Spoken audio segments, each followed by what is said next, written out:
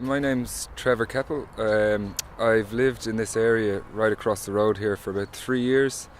Took me about 2 years to get an allotment, and within 3 months I've had this eviction notice. So we got this eviction notice, and we think it's quite unfair.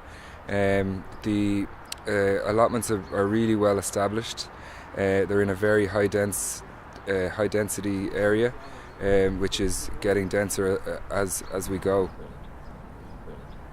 It seems that Dublin City Council are making this decision as a kind of a trade-off, like a dichotomy, saying, okay, well, you can have green space, you can have affordable homes, but only if you give up your green space.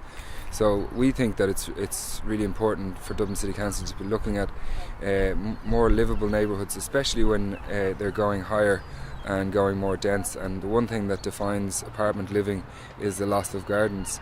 So I think that it's really short-sighted to say, well, we're going to move and establish allotment here, a community garden that's used by not just allotment holders but also community groups, young people, older people, and for therapeutic garden for the community.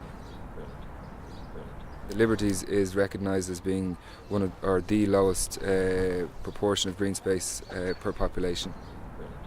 So I think we need to just pause and think for a second that how do we want our city to be going?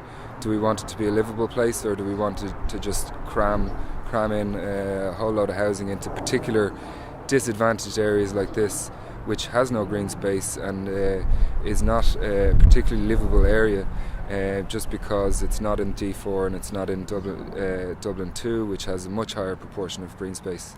So we just think it's really unfair, and we're going to fight it until the end.